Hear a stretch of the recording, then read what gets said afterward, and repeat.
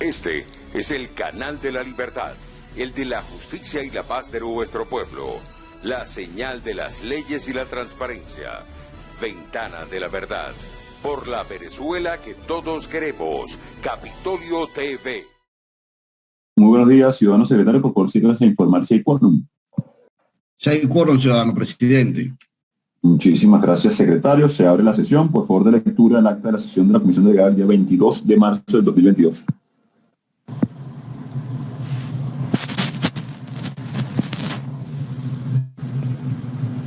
Sesión de la Comisión Delegada del día martes 22 de marzo 2022. Presidencia del diputado Juan Gerardo Guaidó Márquez. Acta número 09-2022. Vista la pandemia mundial por el COVID-19 y el necesario aislamiento social requerido, la Asamblea Nacional llevó a cabo su sesión ordinaria en línea, en cumplimiento de lo establecido en la Constitución de la República Bolivariana de Venezuela y según lo previsto en el artículo 13, numeral 4 del Reglamento Interior y de Debate de la Asamblea Nacional. Se procedió a convocar y celebrar una sesión de la Comisión Delegada el martes 15 de marzo de manera remota.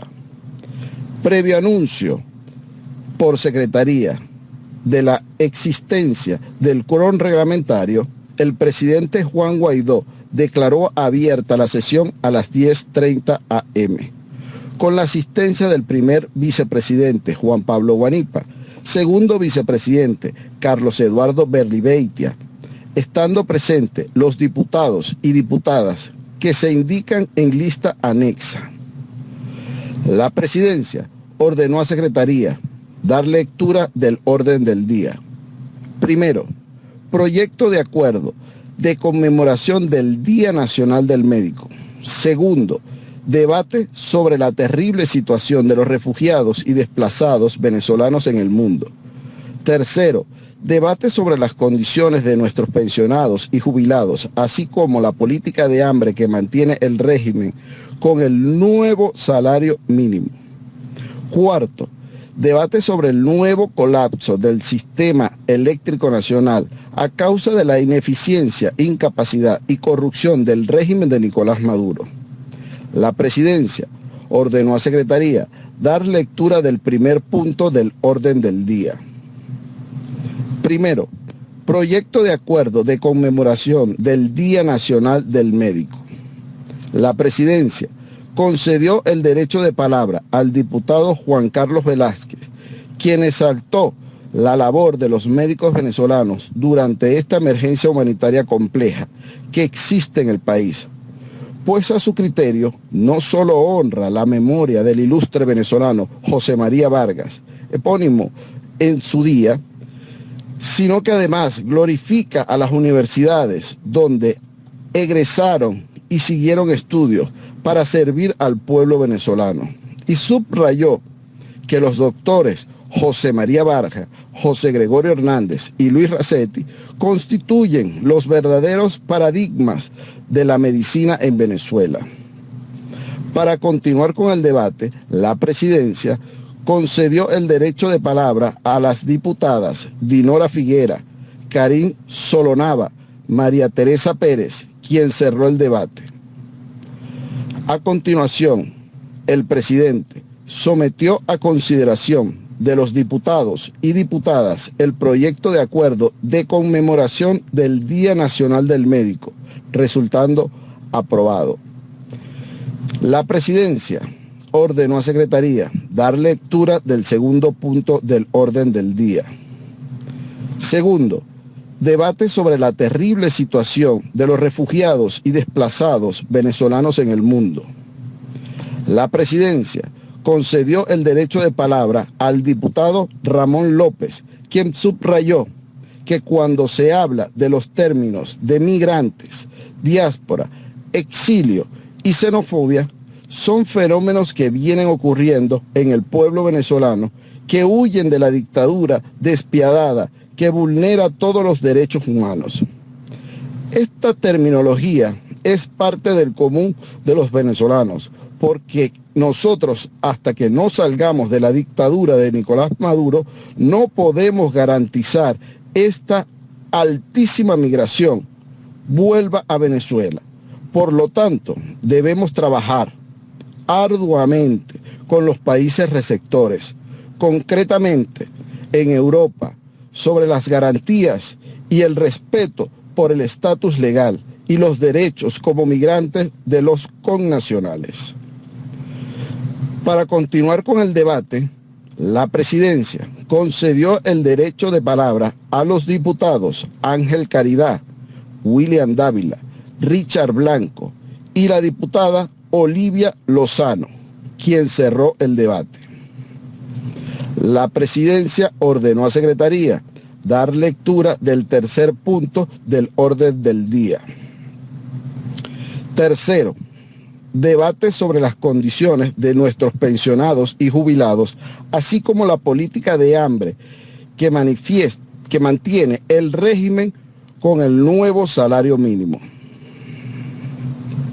La presidencia concedió el derecho de palabra al diputado Freddy Castellano, quien expresó su rechazo por la permanente burla por parte del régimen en contra de los trabajadores, jubilados y pensionados, violando sus derechos de orden jurídico en materia salarial, establecidos en la Constitución Bolivariana, la Ley Orgánica del Trabajo, las normativas laborales y los acuerdos entre trabajadores y patronos. Destacó que una cosa es el salario anclado a medio petro y otra las reivindicaciones logradas por los trabajadores durante años de lucha en sus convenciones colectivas, que hoy son violadas. Rechazó el aumento del salario mínimo anunciado por Nicolás Maduro, porque no cumple con lo establecido en el artículo 91 de la Carta Magna, que todo trabajador tiene derecho a un sueldo o salario suficiente que le permitan vivir con dignidad y cubrir sus necesidades básicas.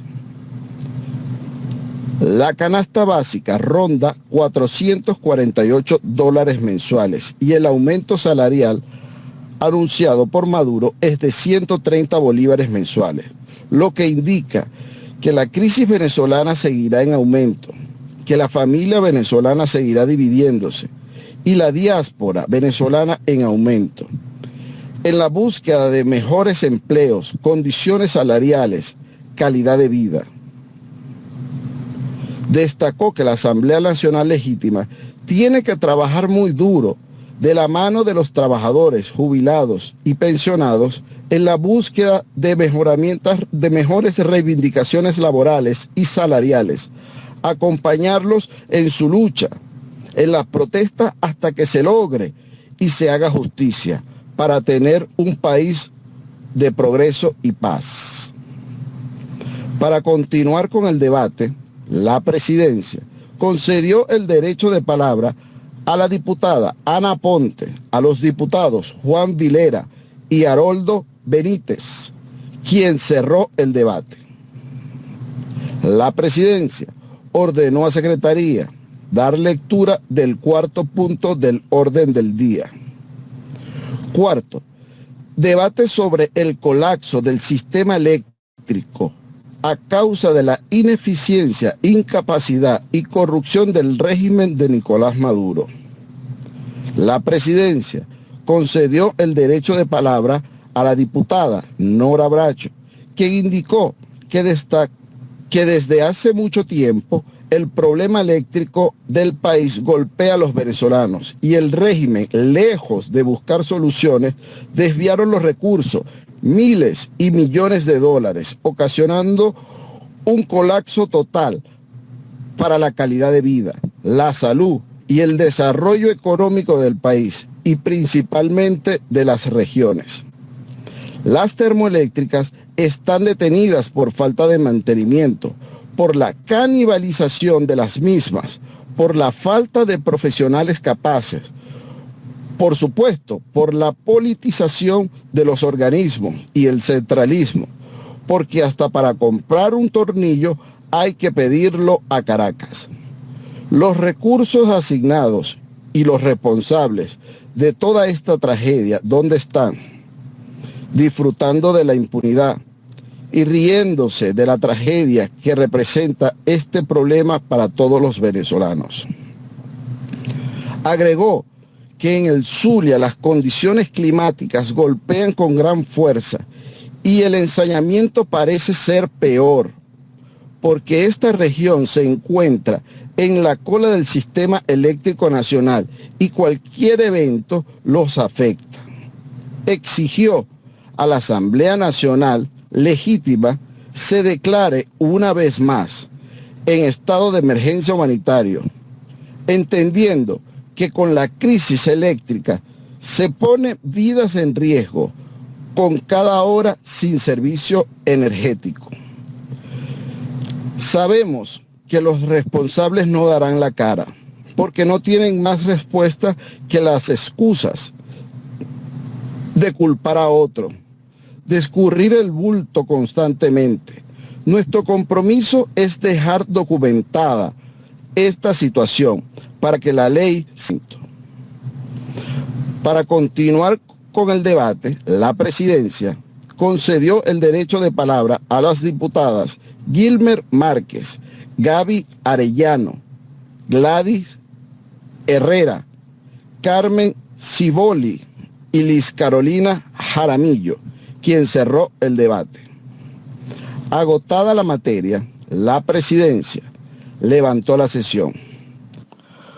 Por ser esta acta un registro sucinto de lo acontecido en la Cámara, se ordena anexar a la misma la intervención de todos los diputados que participan en la sesión, así como las propuestas aprobadas y rechazadas en curso del debate.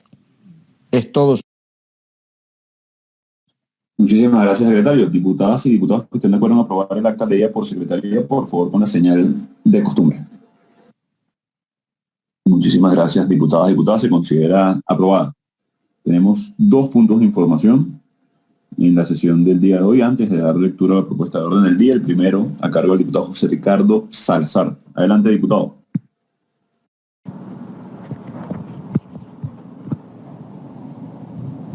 Ciudadano diputado Juan Guaidó, presidente de la Asamblea Nacional y presidente interino de la República Bolivariana de Venezuela.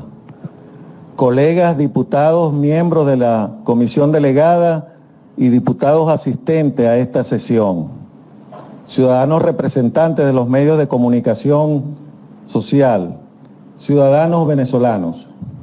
Nuevamente ocupamos esta prestigiosa tribuna del pueblo venezolano para colocar en el tapete un tema de mucha importancia, un tema que no es nuevo para nosotros, pero que no podemos dejar a un lado.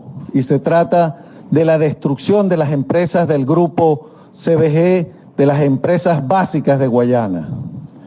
El esfuerzo que hicieron los creadores de la democracia venezolana, los forjadores de esta democracia durante más de 40 años, y que permitía esa visión estratégica de lograr una diversificación de nuestra economía a través del aprovechamiento de los recursos naturales y su transformación en productos comercializables, se conquistó en Guayana, se logró en Guayana. En Guayana logramos encontrar el dorado, no tan solo junto a la mano de Dios que había colocado todos esos productos, todos esos recursos allí, sino la mano del hombre que permitió la transformación. Esos productos que permitieron que empresas como Ferrominera Orinoco produjera más de 23 millones de toneladas de mineral de hierro, que Sidor produjera más de 4.300.000 toneladas de acero líquido, que las empresas privadas produjeran millones de toneladas de briqueta o de pellas necesarias para el desarrollo siderúrgico nacional, que empresas del aluminio como la explotación de bauxita, de Bauxibén, que produjeron 6 millones de toneladas anuales, empresas como Interalúmina, que produjo más de 2 millones de toneladas de alúmina, y empresas como Alcasa y Benalún, que produjeron alrededor de 600.000 toneladas de aluminio primario, junto con la producción de la energía hidroeléctrica desde Adelca y todo el crecimiento y el impulso que se hizo desde la Corporación Venezolana de Guayana, permitió que esas empresas le aportaran al fisco nacional más de 10.000 millones de dólares anuales, que representaban en ese momento más del 20% de las exportaciones no petroleras. Eso era la consolidación de todo lo que se estaba buscando, el inicio de buscar las nuevas alternativas a la economía petrolera. Pues hoy en día la destrucción es total en cada una de esas empresas. Hoy en día no se produce 1 gramo de acero líquido, no se produce 1 gramo de mineral de hierro y mucho menos de aluminio primario. Hoy inclusive la producción de oro que estaba en manos de CBG Minerven, hoy está en manos de los depredadores ambientales que están destruyendo Guayana a través del arco minero. Toda esa circunstancia queremos hoy nuevamente colocarla en el tapete. En Guayana no habrá posibilidad de recuperar ese emporio industrial si no es a través del cambio político que propicie unas elecciones libres, unas elecciones de estándares internacionales que permitan que los venezolanos nos dotemos de un presidente que asuma nuevamente ese compromiso y que permita que la comunidad internacional nos reconozca y nos ayude con las inversiones necesarias. Es por eso que hoy nuevamente estamos los guayaneses aquí informando sobre este infortunio que hoy padece Venezuela y que hoy padece Guayana. Muchas gracias, ciudadano presidente, colegas diputados. Muchísimas gracias, diputado Salazar. Tengo un segundo punto de información a cargo del diputado Luis Barragán. Adelante, diputado. Señor presidente, colegas parlamentarios, informándola, deseamos imponer a la Cámara, esta vez virtual, de la legítima Asamblea Nacional, de las presuntas irregularidades que caracteriza la operación, el plan o la iniciativa masiva de remodelación de las universidades venezolanas, ejecutadas por el esfuerzo que la usurpación interesadamente ha realizado en la Universidad Central, por cierto, al allanarla de una manera tan particular a través de sus contratistas y burócratas. Que sepamos, estas remodelaciones, que incluyen el reequipamiento de un importante mobiliario, no cuentan con licitación pública y abierta alguna. Existe precisamente duda en relación a los procesos de contratación que deben llenar los extremos de ley. Y se señala además el empleo de una mano de obra de las más baratas del mundo, que ejemplifican la exagerada flexibilización laboral que ha impuesto a través de los años, de hecho, el régimen en Venezuela. Hablamos de cifras colosales negadas a nuestras casas de estudios, que por supuesto, gracias al crónico déficit presupuestario de los últimos años, facilita las condiciones necesarias para que estas empresas con vínculos íntimos, cercanos a los prohombres del régimen, puedan hacer uso de nuestras universidades para los trabajos de refaccionamiento que están orientados a ornamentalizar el deterioro. Además, al parecer, están implicados los funcionarios públicos que fungen de contratistas, facilitadores o relacionistas del llamado protectorado, que no está contemplada la figura en ninguna norma de carácter constitucional o legal, o de las empresas involucradas. Por supuesto que para la fracción parlamentaria 16 de julio llama la atención esta situación, que desea compartirla con todos los colegas parlamentarios y fundamentalmente con los integrantes de la Comisión Permanente de Contraloría de la legítima Asamblea Nacional, haciéndonos eco de las denuncias formuladas por la sociedad civil organizada,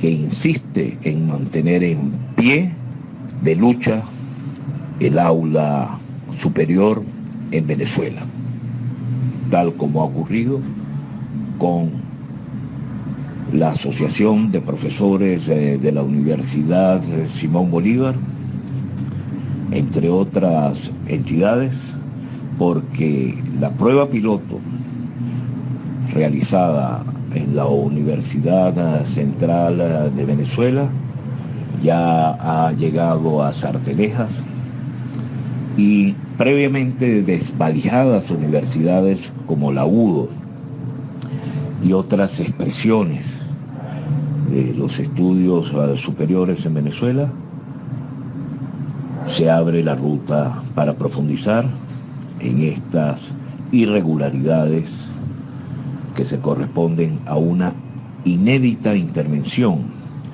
y a una modalidad diferente de allanamiento de nuestras casas de estudios. Es todo, señor presidente, colegas parlamentarios. Muchísimas gracias, diputado Barragán. Culminados los puntos de información, le pido al secretario, por favor, de lectura a la propuesta de orden del día. Secretario, gracias.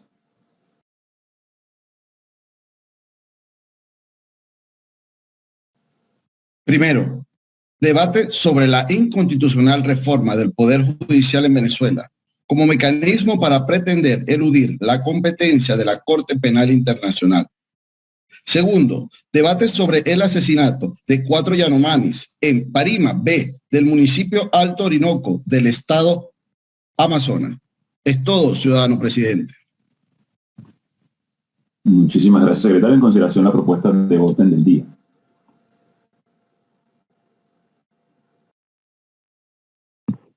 Bueno, en consideración está aprobado entonces el orden del día. De lectura del primer punto, secretario. Primero, debate sobre la inconstitucional reforma del Poder Judicial en Venezuela como mecanismo para pretender eludir la competencia de la Corte Penal Internacional. Es todo, ciudadano presidente. Muchísimas gracias, secretario. Tiene la palabra la diputada Yajaira Castro de Forero. Adelante. Muy buenos días, señor presidente Juan Guaidó, miembros de la comisión delegada, colegas diputados, medios de comunicación social, pueblo de Venezuela. Hoy quiero ejercer mi derecho de palabra en este punto tan importante para denunciar una vez más y desenmascarar al régimen quien pretende, con una presunta e inconstitucional reforma del Poder Judicial, dilatar la investigación que el fiscal de la Corte Penal Internacional le sigue al régimen venezolano. Hemos visto que durante años el régimen ha intentado varias reformas al Poder Judicial, todas fracasadas, y todas estas reformas han quedado en meros anuncios que no se han ejecutado. Recordemos que en 1999 la Asamblea Nacional Constituyente anunció una reforma del Poder Judicial, decretando una emergencia judicial que solo sirvió para destituir a 491 jueces bajo diferentes acusaciones. En el 2000 2001, el Tribunal Supremo de Justicia decreta una reforma judicial. Se inició el proceso de adjudicación de cargos mediante el concurso de la oposición, pero fue interrumpido. En el año 2005 ocurre otro anuncio de reestructuración del Poder Judicial y recordemos que en esta reforma se aumentó de 20 a 30 los integrantes del máximo tribunal y su objetivo supuestamente era depurar el sistema judicial y acabar con la provisionalidad de los jueces, cosa que no ha ocurrido. En el año 2009, Luis Estela Morales anunció otra supuesta reestructuración integral del Poder Judicial para combatir la corrupción, la inseguridad y la impunidad. Esta reestructuración nuevamente sirvió para jubilar anticipadamente a jueces y asignar su reemplazo mediante un mecanismo distinto a lo previsto en la Constitución. En el 2020 también, durante el inicio del año judicial, Maduro ordenó a la expuria Asamblea Nacional Constituyente que revisara el funcionamiento del Poder Judicial.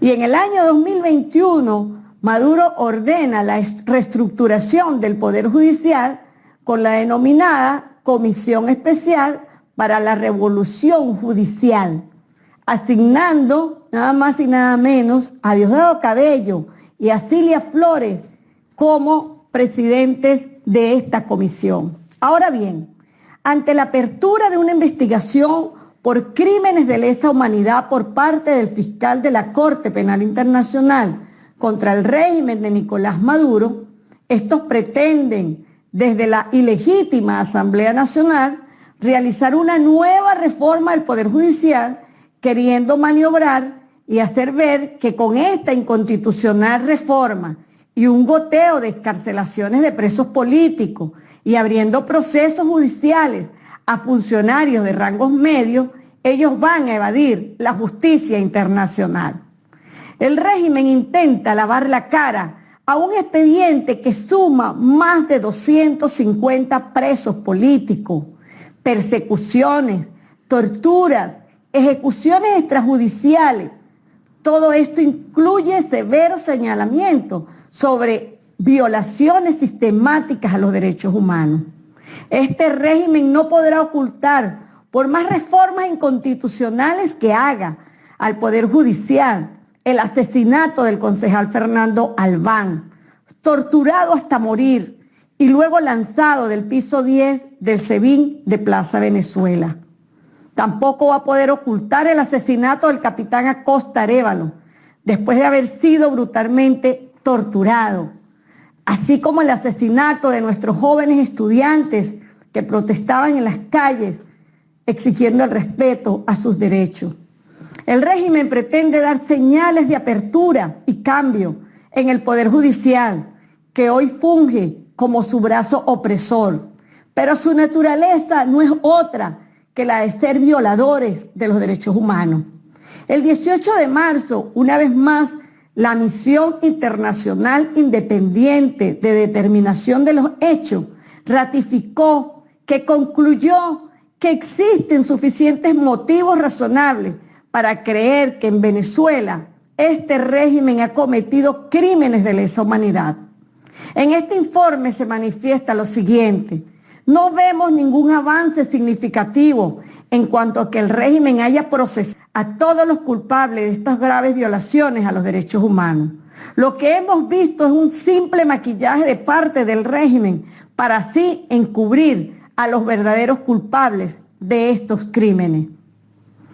Esta reestructuración del Poder Judicial, mediante esta inconstitucional reforma a la ley del Tribunal Supremo de Justicia y la asignación de nuevos magistrados, busca es preparar el terreno para conformar un Tribunal Supremo a la medida y frenar el avance de la investigación contra el régimen que cursa en la Corte Penal Internacional por crímenes de lesa humanidad contra el pueblo venezolano. Queda de nuestra parte, pueblo de Venezuela, colegas diputados, seguir dando esta lucha, denunciando, fundamentando el expediente y acompañando a las víctimas para que estos crímenes no queden impunes. Es todo. Muchísimas gracias, diputado Castro. Tiene la palabra la diputada Tamara Adrián. Ciudadano presidente Juan Guaidó, ciudadanas parlamentarias, ciudadanos parlamentarios, público en general, muchísimas gracias por la oportunidad de intervenir en esta sesión de la Asamblea Nacional a través de su comisión delegada. En esta oportunidad me referiré al proceso que se está llevando a cabo de manera írrita para el nombramiento de nuevas magistradas y nuevos magistrados del Tribunal Supremo de Justicia, en virtud de la también írrita reforma llevada a cabo por la supuestamente existente Asamblea Nacional electa en unas elecciones írritas en diciembre del año 2020. Los antecedentes son muy importantes para entender el porqué de esta reforma y en el punto en el cual estamos. El Tribunal Supremo de Justicia estaba prácticamente paralizado porque muchísimos de sus magistrados y de sus magistradas habían emigrado, se habían ido de Venezuela, tanto principales como suplentes, haciendo que fuese imposible el reunir el quórum de las distintas salas del Tribunal Supremo de Justicia. Eso por una parte. Pero por la otra, tanto el informe de la Alta Comisionada para los Derechos Humanos, Michelle Bachelet, sobre Venezuela, como el informe de la Comisión Especial del Consejo de los Derechos Humanos de la ONU sobre Venezuela, como también los requerimientos que ha hecho el fiscal de la Corte Penal Universal a Venezuela, todos ellos tienen en común el exigir que en Venezuela se establezca un sistema de justicia independiente que no existe. Frente a estas exigencias, la reacción de esa supuestamente existente Asamblea Nacional fue la de prácticamente ponerse la soga al cuello, que no fue otra cosa que reducir el número de integrantes de las distintas salas del Tribunal Supremo de Justicia. En el caso de la Sala Constitucional, de 9 a solo 5 magistrados y magistradas, y en el caso de las otras salas, a 3. La idea era que podían perpetuarse en esas salas los actuales integrantes y hacer quórum. Pero después de dictada la ley, se dieron cuenta de que esto no era posible y que había que ir a un proceso de nombramiento de nuevos magistrados y magistradas. Pero los que están ya en el Tribunal Supremo no pueden participar en este proceso porque excederían del límite constitucional de los 12 años que establece la Constitución. Y así entonces tendrían que quedar por fuera. A menos, por supuesto, de que a través de un artilugio de magia de la Sala Constitucional que está involucrada y no tiene ni siquiera la decencia, estos magistrados y magistradas, de inhibirse, digan que no es procedente el plazo de los 12 años previsto en la Constitución. Pero además, la idea inicial era, de alguna forma, cumplir con los requerimientos de los 3 documentos que antes cité. Pero esto matemáticamente se vuelve mucho más difícil. Si tú nombras 2 o 3 magistrados que no sean del PSV para la Sala Constitucional en su conformación anterior de 9 magistrados, eso era alrededor de un 30 y pico % de la sala. Si ahora tienes 5 magistrados, nombrar 3 es la mayoría. Nombrar 2 es más del 40% del total. Y no se diga con salas constituidas por 3 magistrados. Ya nombrar a uno es nombrar más de la tercera parte matemáticamente de los votos potenciales, con el alea posible de cualquier muerte, cualquier renuncia, cualquier cambio de opinión que puede hacer tambalear esas decisiones obsecuentes en el bufete de Miraflores. Y esa es la razón por la cual están más enredados que kilo estopa.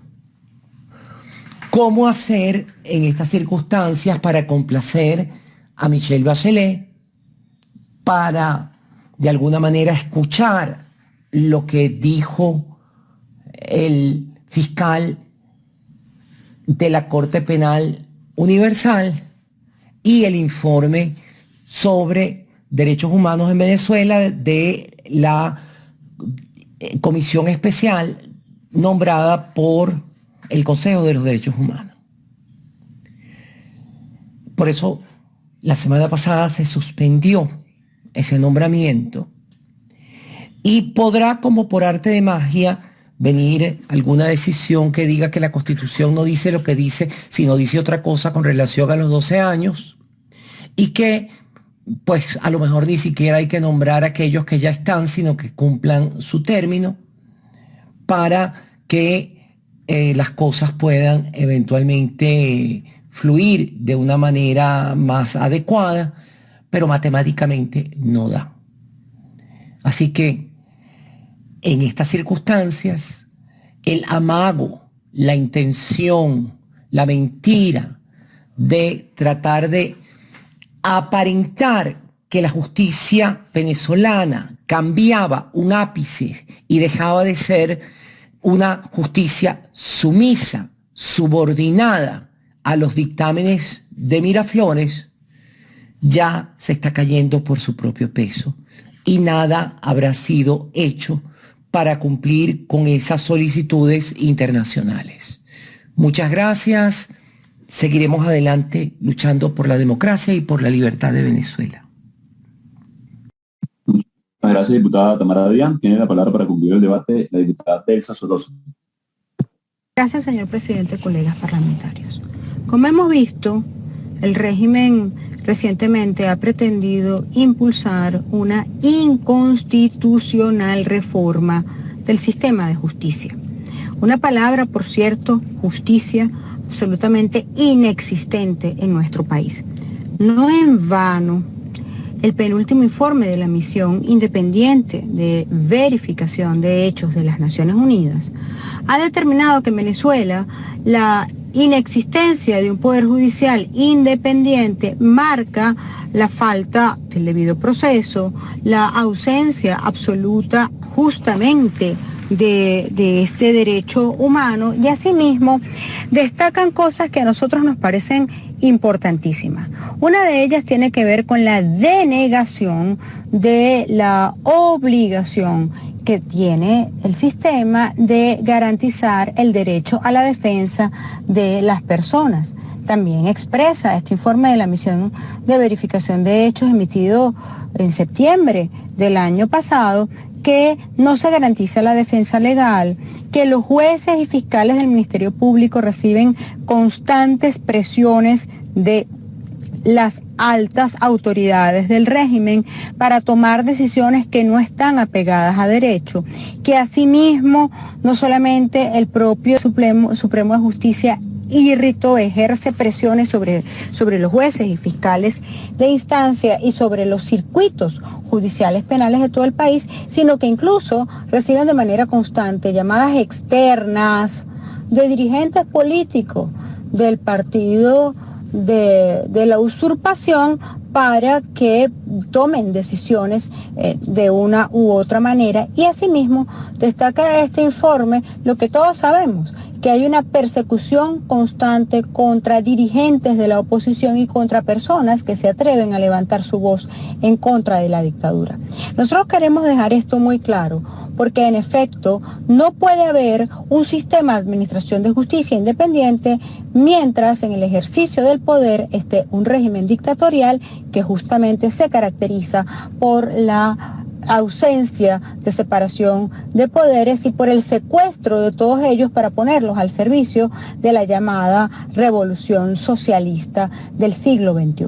Siendo esto así, pues es impensable que se vaya a admitir que una supuesta reforma del Poder Judicial bajo la égida del régimen de Nicolás Maduro tenga verdaderamente la posibilidad de generar un sistema de justicia independiente.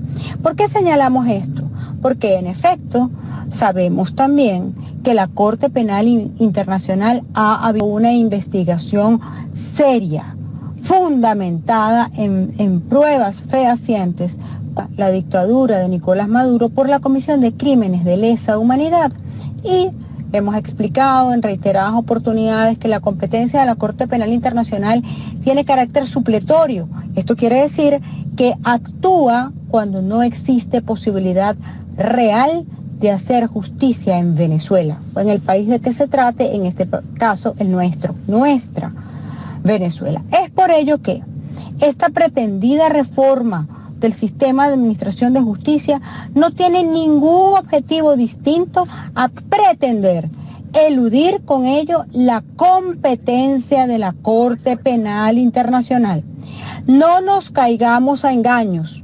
No pretendamos que va a resolverse el sistema de administración de justicia en nuestro país con un maquillaje de cambio de magistrados. No existe esta posibilidad mientras la usurpación se sostenga en el poder, y mientras tanto la realidad es que hay cerca de 300 prisioneros de conciencia en nuestro país, que las causas que deberían servir para realmente incriminar y sancionar a quienes son responsables directos de las violaciones a los derechos humanos y de los crímenes de lesa humanidad, pues son tan inexistentes como la reforma del sistema de administración de justicia. Repetimos pues, no pretendamos que el régimen puede salirse con la suya, no caigamos en la trampa de creer que el cambio de un magistrado inconstitucional por otro magistrado inconstitucional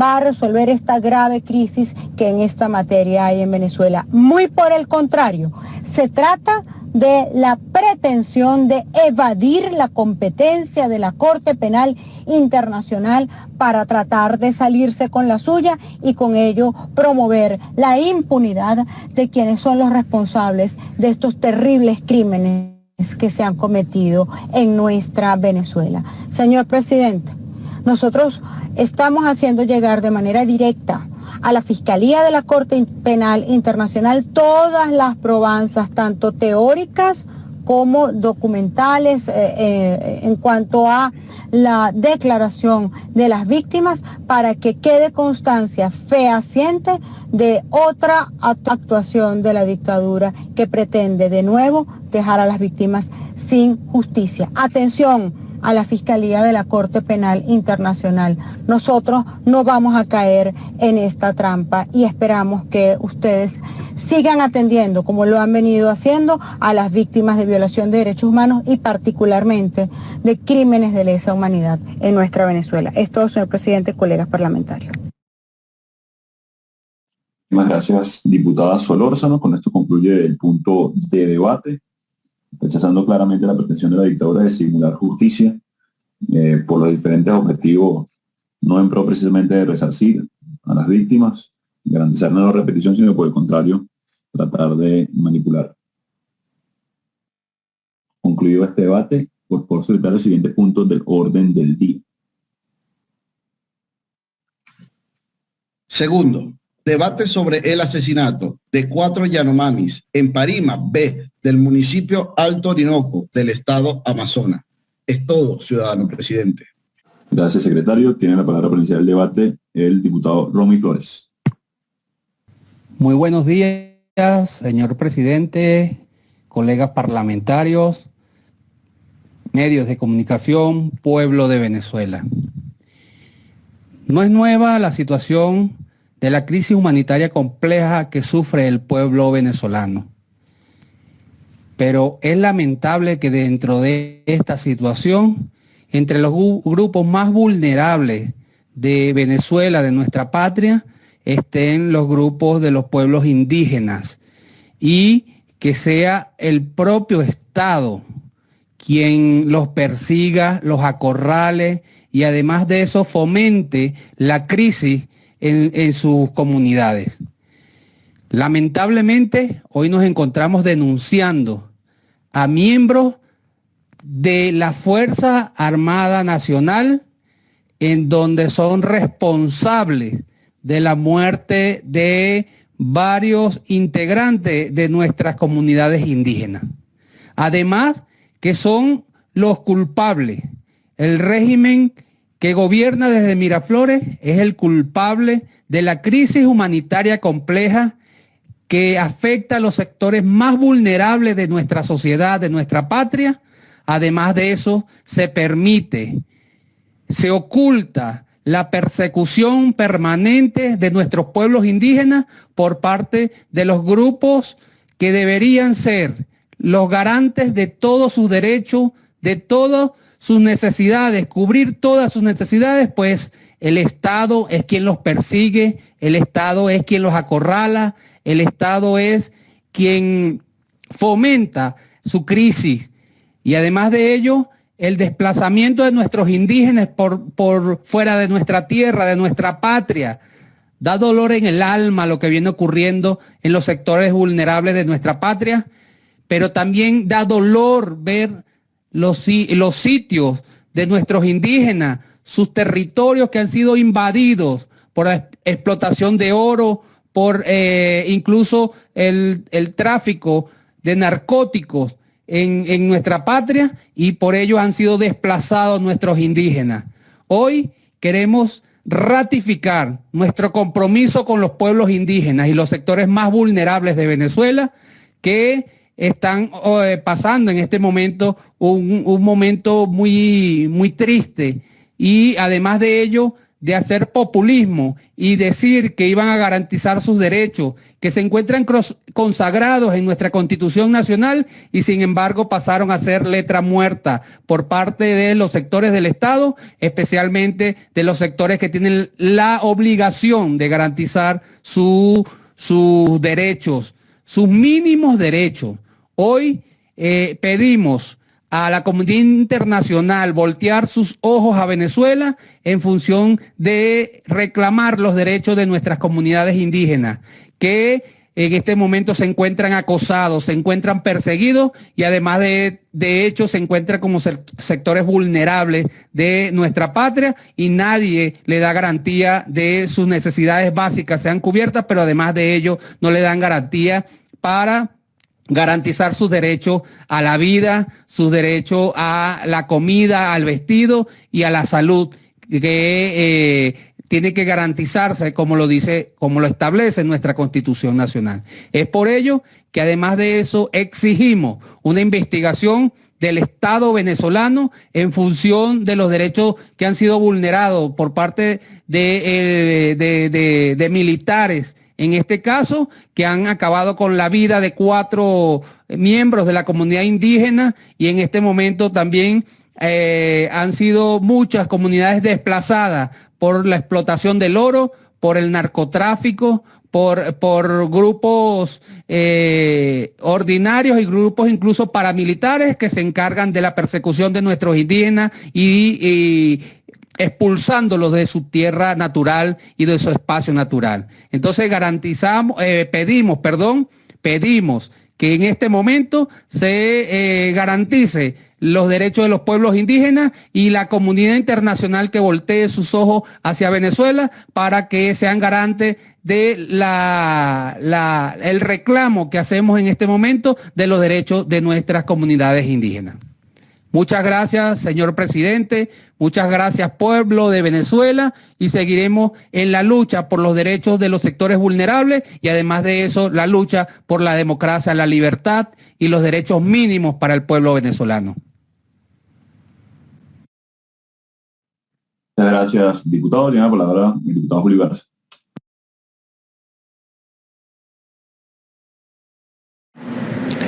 Juan Guaidó presidente de nuestra honorable Asamblea Nacional y presidente encargado de la República Bolivariana de Venezuela. Saludos, hermanos diputados. Saludos a todos los medios de comunicación que nos acompañan en la sesión de hoy. Saludo a todo el pueblo de Venezuela y en especial a nuestros pueblos originarios. Me corresponde intervenir en este tema importantísimo para todos nuestros pueblos originarios de Venezuela. Señor presidente, hermanos diputados, condenamos la muerte de nuestros hermanos Yanomami, Isnardo de 21 años, Caribán de 22 años, Jonathan de 30 años, Martina de 45 años, ocurrido el domingo 20 de marzo en la comunidad Yanomami de Parima B del municipio Alto Orinoco del estado Amazonas. El 23 es que se pronuncia el supuesto fiscal y el 22 es que se pronuncia el gobernador del estado Amazonas sobre este hecho. Hecho perpetrado por militares de la Fuerza Aérea Venezolana acantonados en Parima B. Además resultaron 5 heridos de gravedad, donde 2 de las cuales son militares. Nuestra Constitución Nacional es clara cuando reconoce la existencia de nuestros pueblos y nuestras comunidades indígenas. Además de reconocer nuestra organización social, política y económica, reconoce nuestras costumbres y tradiciones religiosas, nuestra lengua y nuestro hábitat. Eso no es solo ley, se hace ley porque se hace todos los días, se vive en nuestros pueblos indígenas en cuanto a nuestros usos y costumbres. La mayoría de nuestros pueblos indígenas viven en zonas de protección ambiental, es decir, parques nacionales, reservas forestales, monumentos nacionales, áreas protegidas, reserva de la biosfera que no es solo para Venezuela, sino es para la humanidad, para el mundo. Todas estas zonas están clasificadas como patrimonio de la humanidad. Señor presidente, hermanos diputados, como indígenas rechazamos la militarización de nuestros territorios y comunidades indígenas, y más aún cuando se hace sin respetar la cosmovisión, la cultura, la vida ancestral de nuestros pueblos indígenas. De allí es que se repiten estas desgracias una y otra vez, como la desgracia que está viviendo el pueblo Yanomami hoy con sus hermanos asesinados. Además hay una incidencia grave en el territorio indígena hoy, que es la expansión de la minería ilegal, trayendo consigo la transculturización, tanto brasilera como colombiana. Como indígena Baniva, como diputado de esta honorable Asamblea Nacional y como hermano de todos los Yanomamis de Venezuela, condenamos estas atrocidades en contra de nuestros pueblos, enmarcadas en la muerte. Exigimos, señor presidente, el sometimiento de estos asesinatos a la Jurisdicción Especial Indígena. No solo lo estoy diciendo yo, lo están diciendo nuestros hermanos Yanomami. Como todos ustedes saben, el pueblo Yanomami es uno de los pueblos que está más arraigado a su cosmovisión, a su cultura, y por supuesto tienen su propio sistema de justicia. Como dicen los Yanomami, todo lo que suceda en tierra Yanomami se resuelve en tierra Yanomami. Exigimos el cumplimiento de los pueblos indígenas Yanomami en esta desgracia que está viviendo hoy el municipio Alto Orinoco, Venezuela y el mundo. Es todo, señor presidente, es todo, hermanos diputados.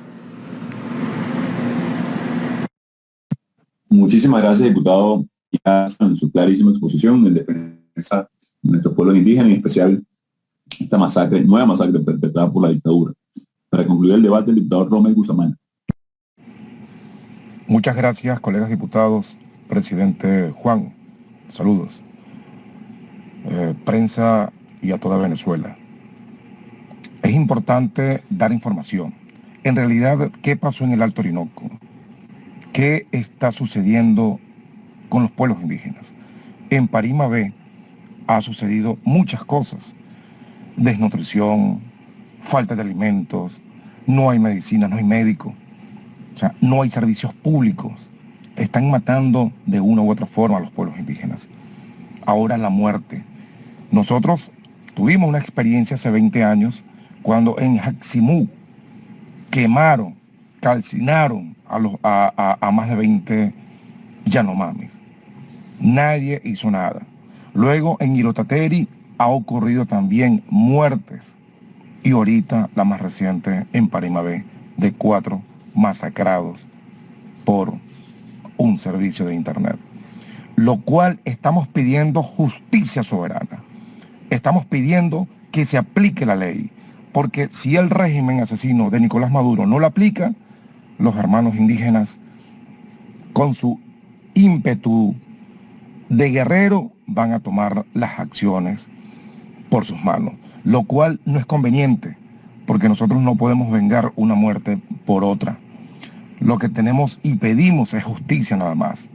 Pero con preocupación, el régimen está negociando la muerte de estos hermanos indígenas que no tenían balas, solamente tenían flechas. Entonces, ¿cómo es posible que vayan a mandar una comisión presidencial donde está Defensoría del Pueblo y fiscales a llegar a acuerdos, a negociar la muerte de estos Yanomamis? Pues estas muertes no son negociadas. Estas muertes no pueden quedar inmunes, porque les recuerdo que hace 3 años exactamente mataron a 7 pemones allá en Cumaracapay, en el estado Bolívar. Eso quedó totalmente incólume. No se movió para nada. Nosotros seguimos denunciando ante los organismos internacionales que deben de ponerle la lupa los derechos humanos de la ONU. Atención, Michelle Bachelet, deben de enviar una comisión urgente para que vea el caso de Santa Elena, el caso de Chamuchina, el caso de Irotateri, el caso Parima B. Todo esto no puede quedar en la impunidad, en la oscuridad. Recordemos que las instalaciones donde estaban los pueblos indígenas hace más de 20 años también fueron dejados por las nuevas tribus. Las nuevas tribus le obsequiaron esas instalaciones al pueblo Yanomami, al pueblo Yecuana, pero fueron ocupadas por militares venezolanos, lo cual, en vez de hacer el bien, lo que están haciendo el mal, porque ellos creen que en Amazonas o Amazonas es un trofeo donde todo el mundo va a hacer plata, porque se quieren enriquecer absolutamente y a como de lugar. Pues están equivocados, están muy equivocados. Allá en el Alto Orinoco y en como otras regiones de Amazonas y en otros estados pobres del país, indígenas necesitan atención inmediata. Por eso que condenamos la muerte de estos 4 hermanos Yanomami que no pueden quedar impunes. Nosotros creemos que los militares deben de salir de esas instalaciones de los pueblos indígenas. Tienen que abandonar esas instalaciones porque allá no existe soberanía. ¿Dónde o qué están haciendo ellos en territorio indígena venezolano? Los enemigos no son los pueblos indígenas.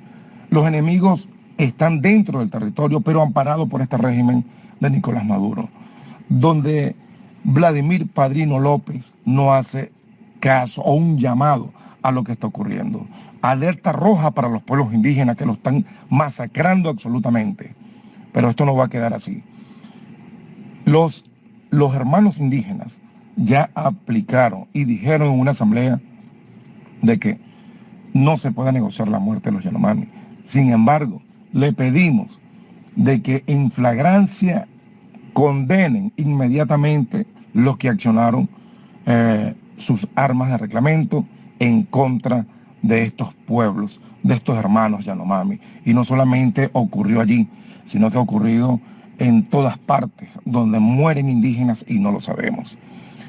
Es todo, pido justicia con los organismos internacionales, la ONU, y le pedimos atención al pueblo venezolano y que no nos dejemos convencer y que debemos hacer el llamado todos para la defensa de los pueblos indígenas. Muchas gracias, estimados colegas diputados.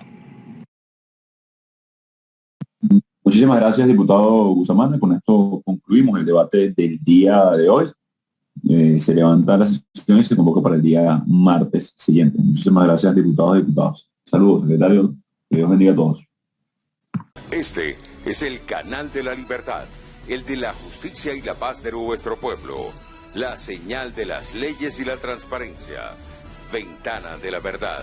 Por la Venezuela que todos queremos. Capitolio TV.